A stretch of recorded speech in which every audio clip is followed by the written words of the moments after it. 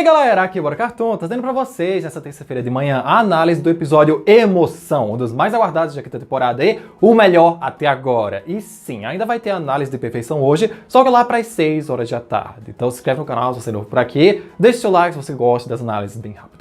Emoção, vulgo Emotion, é o 18º episódio da quinta temporada, baseado no conceito da Duzu e do Miraculous do Pavão, que vem depois de Adoração e antes de Pretensão. Dois episódios que a gente ainda não sabe basicamente nada deles. E olhe, valeu a pena quebrar a ordem cronológica de tão bom que foi esse episódio. Começamos na Ilha dos Cisnes com Adrianette no entardecer, finalmente aceitando o sorvete de casal do André, perguntando se dessa vez não vai ter nenhum drama, sendo que quem fez o drama em exaltação foi ele, garantindo que não e por isso ele conseguiu realizar sua missão de vida, podendo tomar juntinhos na beira do Senna, e na grande hora do primeiro beijo de Adrianette desta realidade não apagável, o alarme do Adrian apita e infelizmente ele tem que sair de lá do nada, sem Marinette ter ideia para onde ele vai, ainda mais saindo com uma cara feia no carro. É importante ressaltar que em Perfeição, vários episódios atrás, Adrian e Marinette ainda estavam tentando falar sobre sentimentos direito. Ela não conseguia de jeito nenhum falar eu te amo pra ele, e agora em Emoção, muitos episódios depois, parece não ter esse empecilho e que eles avançaram muito no relacionamento deles. O que significa que Exaltação foi um episódio muito mais importante pra história do que pareceu, e que os roteiristas não só inverteram o quadrado amoroso pra não ficar na mesmice de 4 temporadas anteriores. E sim que fizeram isso pra que, enfim, Adrianette possa progredir como um casal de verdade, porque mesmo que a escolha dos Kwamis ainda não tenha saído, Perfeição provou que esse especial foi importante, e depois dele aconteceram outras coisas que os deixaram ainda mais capazes de realmente se tornarem namorados. E especialmente se confirma na cena seguinte dela com o Nino e a Alia nesse mesmo lugar, perguntando se o Adrian estaria escondendo alguma coisa dela, isso porque eles já falaram que estão apaixonados um por outro, só que toda vez que eles vão se beijar, o Adrian acontece alguma coisa com ele tem que sair parecendo que é a Cinderela quando vai bater meia-noite.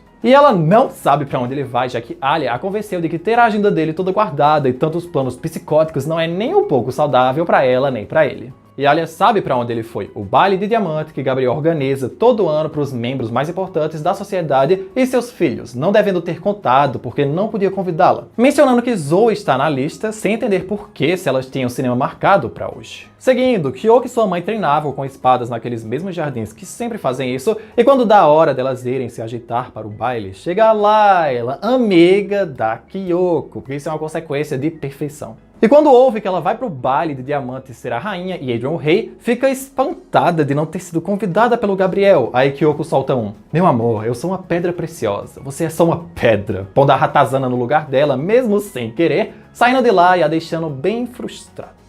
Ainda mais tarde, Zoe e Marinette estavam na fila do cinema falando sobre o baile de diamante. Não é o baile de diamante da Diamante Magenta.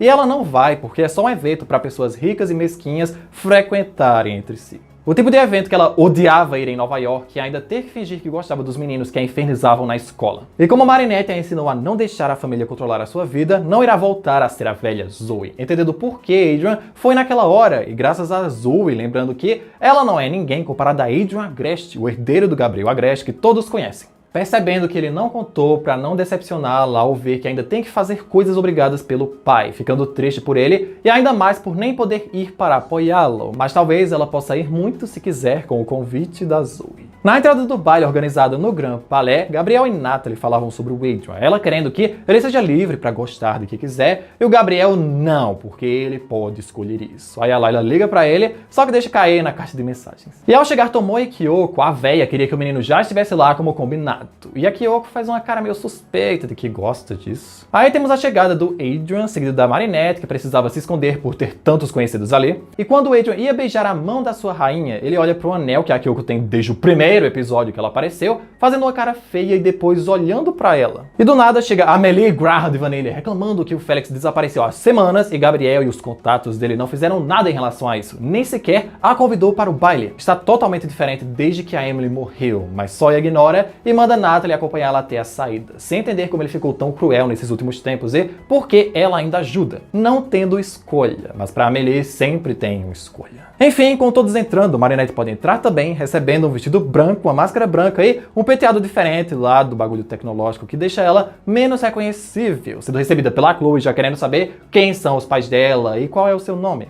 respondendo à afrontosa que se chama Zoe e sua servente se chama Chloe. Já em Adrian e Kyoko não gostou do atraso dele nem de beijar a mão dela, está com a Marinette agora. E sim, ela está com um pouco de ciúmes porque Adrian está se tornando quem ela queria que ele fosse e foi um dos motivos pro término dele. Ele está sendo mais decidido, corajoso, mas só irá ignorar seus sentimentos porque Marinette é sua amiga, achando aquilo uma atitude admirável dela. De qualquer forma, ninguém está olhando para eles agora, então não precisam agir como querem, só que Adrian acha que ainda tem pessoas puxando as cordinhas dizendo o que os dois devem ou não fazer. Gente, esse Adrian com esse olhar, essas falas e um tom de voz um pouco mais sério do que o Adrian habitual, claramente era o Felix. Eu tô falando isso agora porque convém. Só que eu tinha descoberto desde o momento que ele olha todo estranho pro anel da Kyoko, coisa que vai fazer sentido daqui a pouco e chegou a hora deles abrirem o baile. Com o Felix desafiando Kyoko, eles só saírem correndo de lá. Desafia ela porque pode e tem coragem pra isso. Ficando animada e gostando dessa atitude dele, mas não podem. O que prova tudo o que ele disse. Inesperadamente, Marinette chega pra falar com o Adrian que está tudo bem e afins,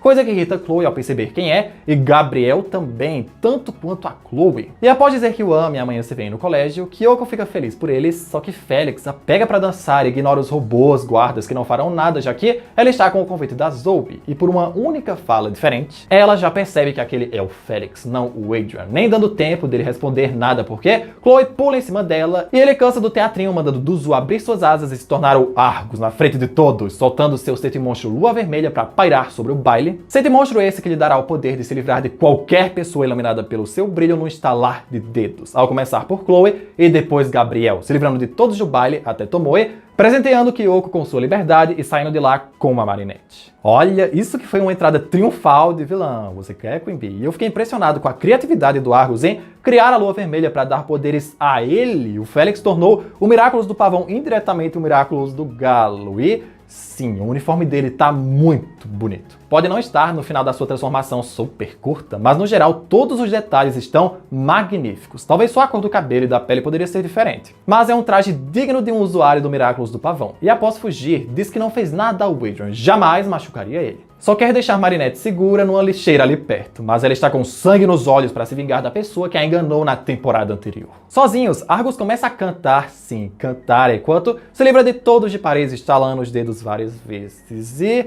eu não vou opinar muito sobre a música, porque no geral eu não gosto, tá? Nem todo desenho ou série pode ser um Steven Universo da vida. Chegando a Ladybug, ele fica muito contente porque só falta o Cat Noir agora, comprovando que ainda bem ele não sabe da identidade secreta do Adrian. Ela acha que ele trabalha para o Monark e tá realmente furiosa tentando surrar ele, só que ele é bem proficiente em luta, obviamente, só trabalhando para si mesmo e quer os Miraculous deles para poder realizar um desejo, obrigando ela a parar porque mais um movimento ele a tira da realidade. Argus explica que quer os Miraculous para criar um novo mundo, um mundo onde todos serão livres e não serão excluídos como ele foi, um mundo sem pessoas como o Monark e ela que decide quem tem poderes ou não. Conseguindo ficar por cima mais uma vez, o achando tão ruim quanto o Monark, mas se ela não der os brincos, ele mesmo vai mudar o mundo com a Lua Vermelha, se livrando de todos os humanos da Terra de um jeito ou de outro. Ele vence, mas sempre tem uma solução, chamando seu talismã, que não sai nada dele. Juro que da primeira vez que eu tava assistindo esse episódio, eu falei pra Thalis na hora que ela tava pra chamar o talismã. Nossa, imagina se não sai nada, porque não tem como ela derrotar ele. Aí realmente não saiu nada e eu fiquei... Vamos lá, se você quer ver o futuro. É a primeira e provavelmente a última vez que não sai talismã nenhum. Isso por uma coisa que ela fala em seguida. Não tem como ela vencer. Nunca vai entregar o Miraculous a ele e não vai parar. Então é ele quem decide. E assim, a tira da realidade junto de todos os outros humanos. Ele anda por Paris contemplando sua vitória até dar de cara com o Kyoko, que ele também não tirou da realidade, irada por ter se livrado de todos que ela ama, mas nem todos. Traz Adrian de volta e explica o que ele fez e como fez tudo isso pelo seu primo. Argus usou sua raiva para criar a Lua Vermelha, colocando a Amok no seu anel, e na hora que Adrian se despediu de Marinette, deu de cara com o Argus, que se livrou dele temporariamente, colocando imitação do anel dele para ninguém suspeitar. Ele estava esperando há semanas para libertar ele e Kyoko, criando um mundo só com eles três, onde podem ser livres. Só que Kyoko não gosta nem um pouco, e Adrian também não, querendo saber qual é o problema. Eles têm um ao outro e tudo que é necessário para serem felizes juntos, mas Adrian não sabe como vai ser feliz sem o seu pai, amigos ou a garota que ele ama. Mas Argus não é tão cruel assim. Por isso ele levou Marinette no começo, para guardá-la pro seu primo que sabe que a ama, só que não a encontram lá. Nisso, Argus começa a se desesperar porque tenta trazer a Marinette várias vezes, só que ele não consegue, mesmo que seu poder permita trazer de volta quem ele quiser. Isso porque ele não tirou uma Marinette do Penchang da realidade que ele está procurando, e sim uma Ladybug. Os deixando irados porque ele nem controla os poderes e pode ter se livrado para sempre de uma pessoa que eles amam, aceitando trazer todos de volta porque não queria magoar nenhum dos dois. Com Ladybug de volta, ela vai até perto deles e se destransforma, só sendo abraçada por Kyoko e Adrian estão muito felizes de ver ela, e Argus sai de lá muito arrependido de ter criado a Lua Vermelha.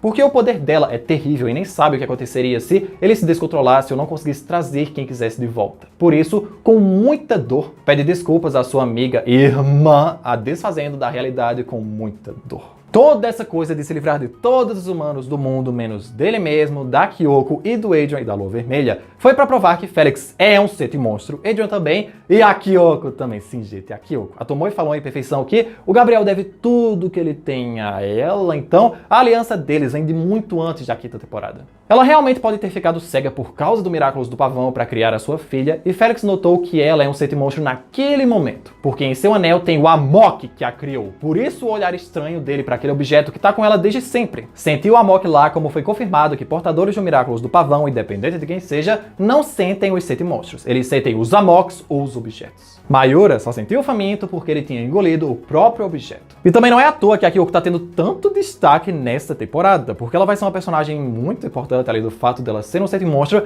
e tem uma chance gritante dela ter algo com o Felix, porque ele é como ela queria que o Adrian fosse, decidido e tal, é idêntico a ele e ela em sã consciência jamais ia querer tentar algo novamente com o Adrian por saber que a sua melhor amiga gosta dele e eles só estão podendo ter algo agora. De volta a Londres, vimos a Amélie falando que fez tudo às ordens de alguém, só provando que Gabriel a despreza, é cruel e um monstro. Todos eles, com Argus ainda transformado do lado dela. Amélie sempre soube das falcatruas do filhinho e como mãe, irá apoiá-lo sempre. O lance dele ter sumido há semanas foi puro fingimento, fechando suas asas e abraçando a sua mãe, porque nem todos são monstros.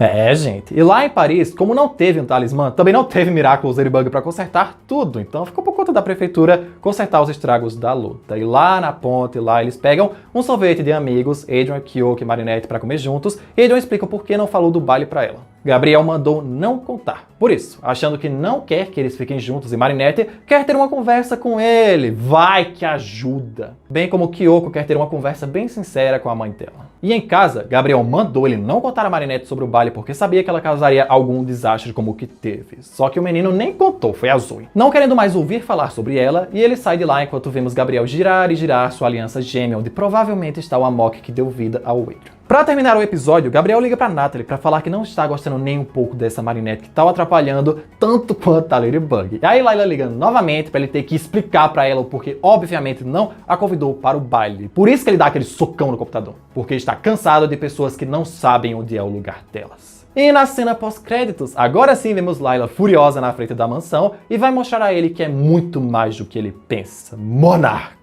Finalmente, depois de tanto tempo, tivemos a confirmação verdadeira de que a Layla sabe da identidade secreta do Gabriel. Meu Deus, demorou, hein? Isso provavelmente desde aquele ataque de Akumas vermelhos em Ladybug na terceira temporada. Só não dou certeza pra vocês, porque ainda tem muitos episódios faltando antes de emoção, então pode ter acontecido outra coisa. E bem, com certeza emoção foi um episódio que fez jus ao seu nome. Tivemos a estreia do Argus, seu super mega blaster akumatizado, uma construção interessante de história sem nenhum akumatizado, deram um pouco de personalidade a Zoe e uma derrota da Ladybug que ela só venceu por um detalhe técnico. Não gostei muito da cantoria nem da transformação dele ter 2 segundos, mas de resto, foi o episódio mais emocionante que teve na temporada, bem mais que evolução. Por isso, claramente tinha que receber uma nota 10, porque não tem outra nota. Não foi perfeito, mas foi tão implacável que merece a nota máxima.